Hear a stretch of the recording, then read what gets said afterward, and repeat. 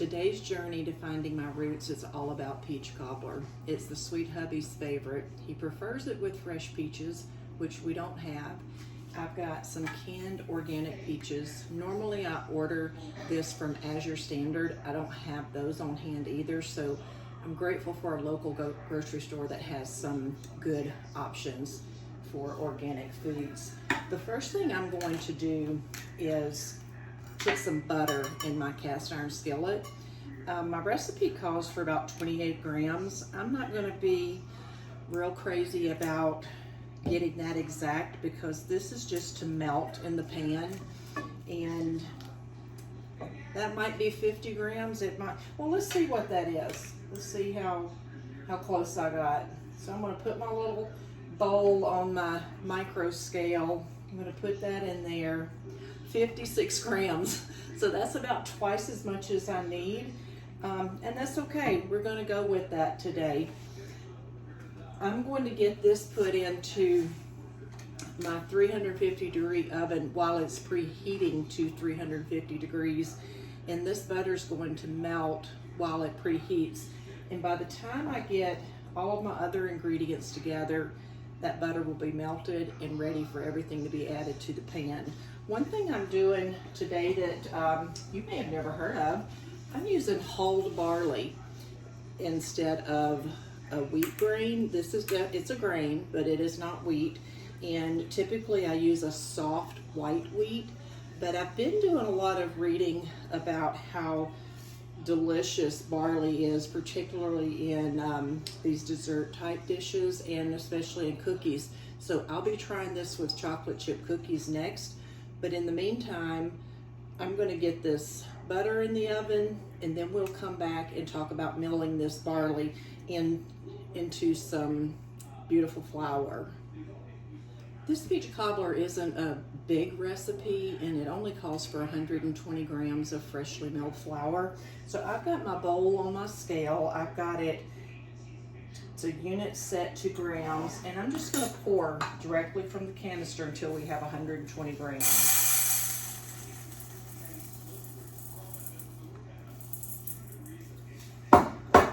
Right on the money. I'm going to go over to my Grain Maker 99 and get this milled, and then we'll be back here to the station to add the rest of the ingredients. This is a Grain Maker 99 that I'm milling this barley in today. I've already poured the barley in the hopper, and I've got my bowl sitting under here, and all we have to do is get it turned on. And I'm going to actually adjust this a little less fine than what I last milled, which was for some cookies. And I think it might have been a little bit too fine, and I'm just learning how to get used to this mill and how it, the fineness and the coarseness of the flour. So I'm just going to turn this on and let it mill for a few minutes, and then I'll meet you back over at the counter where we're going to put all of our ingredients together for this peach cobbler.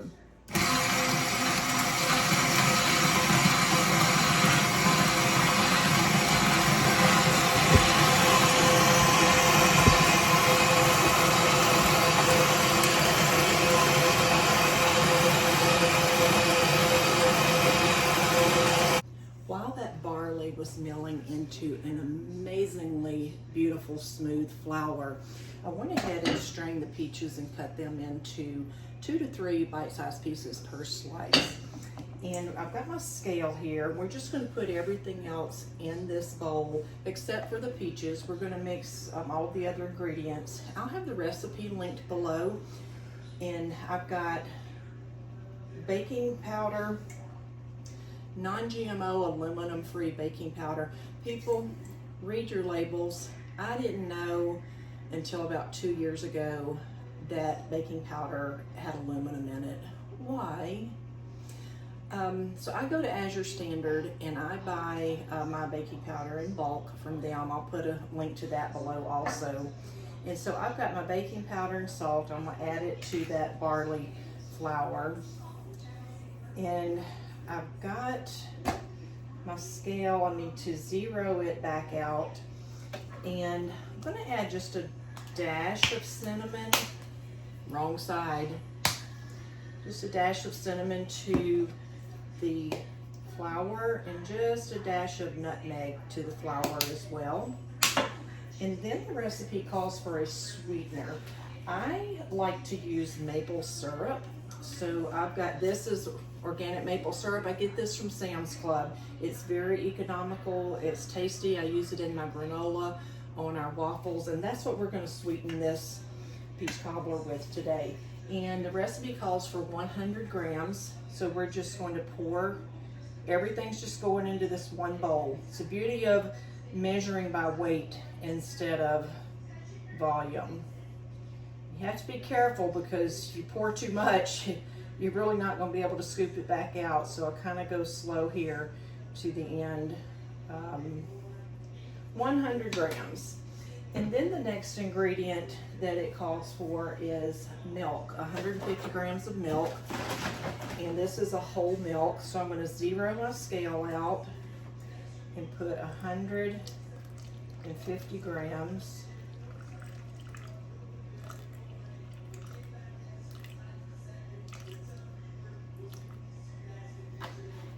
153, close enough. I like preciseness, I like details, but I'm not going to stress over 3 grams more of milk than what I'm supposed to have. So we've got our butter in the oven melting while the oven's preheating.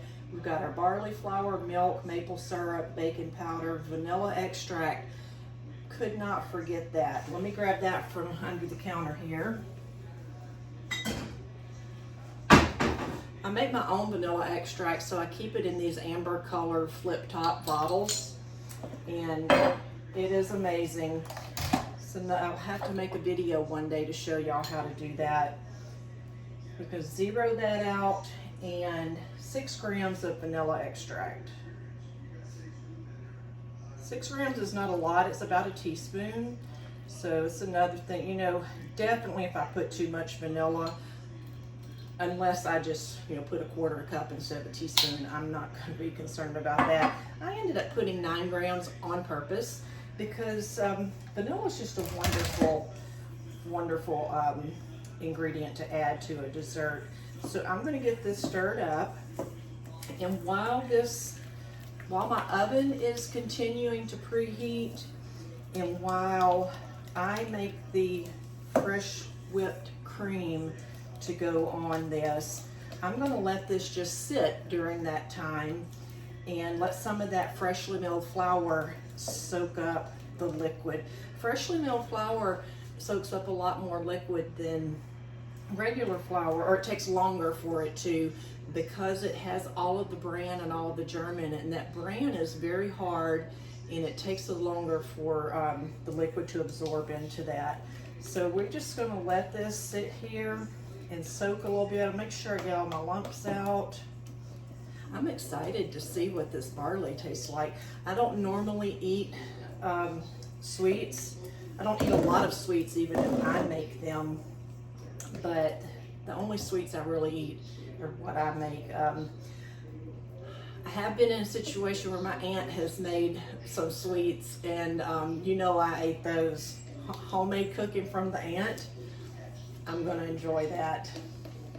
Shout out to my Aunt Vicky and her peach cobbler that she made last time I visited, and then her mandarin orange cake are the 2 things that I've eaten lately that were not something that I made. So that's mixed up good.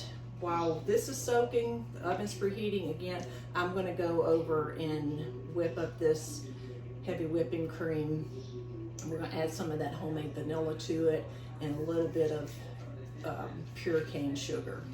Meet you over at the mixer. I'm over here at my Anchor Shroom mixer where I've got the acrylic bowl and the balloon whisk in place. I'm going to pour this heavy whipping cream in here. But the other thing I'm going to do is I'm going to make a powdered sugar out of this pure cane sugar.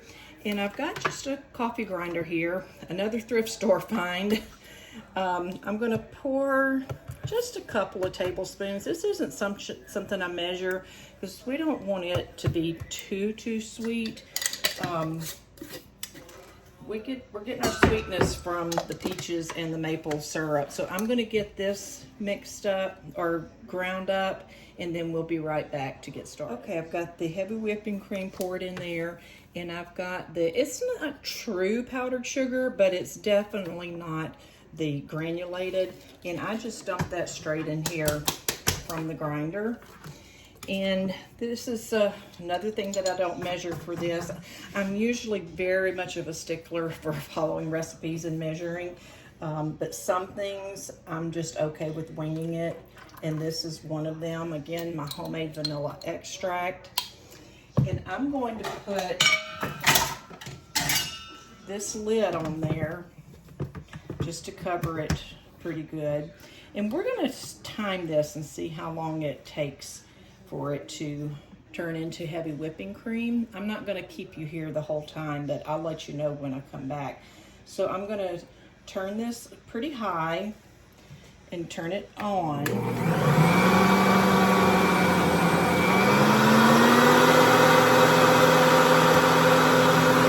And I'll be back 45 seconds later, and we have whipped cream. I'm back over here at my cooktop and my prep counter, and I've gotten the butter out of the oven, and that butter got kind of brown, but that's okay because a lot of dessert recipes call for brown butter, so we're not going to stress over that. I'm going to get these peaches dumped in there, and I'm going to sprinkle just a little bit more cinnamon and a little bit more nutmeg. If I had some cardamom, I would sprinkle that too, but it's on order from Azure Standard. My drop comes in next week, and we're gonna take this batter and just drizzle it. Hopefully you can see that. Drizzle it all over those peaches.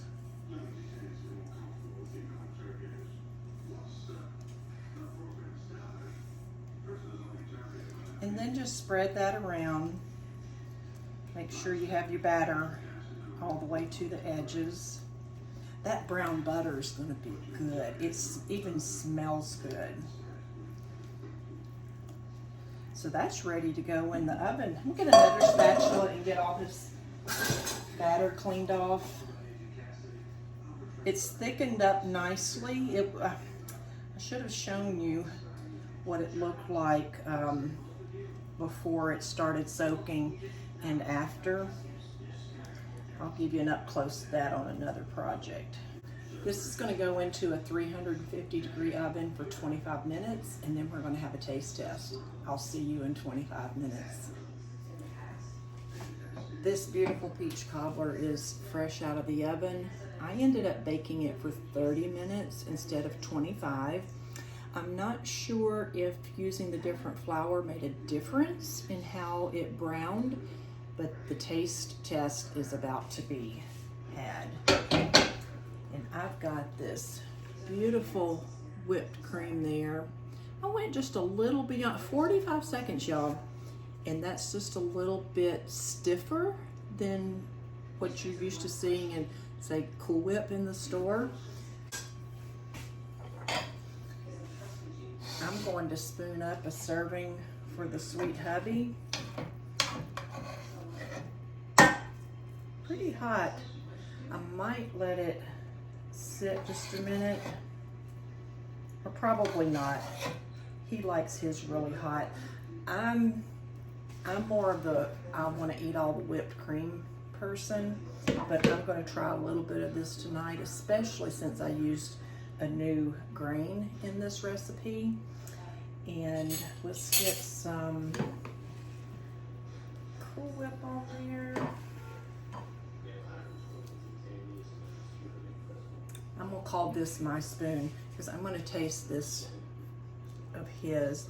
I'm gonna taste just the cobbler part of it and let you know how that turned out.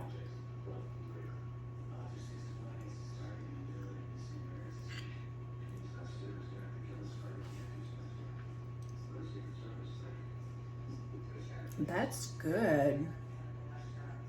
can't put my finger on what kind of a different taste it has than regular soft wheat flour, but it's very flavorful.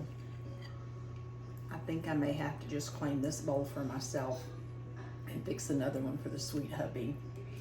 Thank you for joining me on my journey to finding my roots, where it was all about peach cobbler today, made with freshly milled barley flour. See y'all next time. Well, I took a bowl into the sweet hubby and he gave it a thumbs up, 5 stars.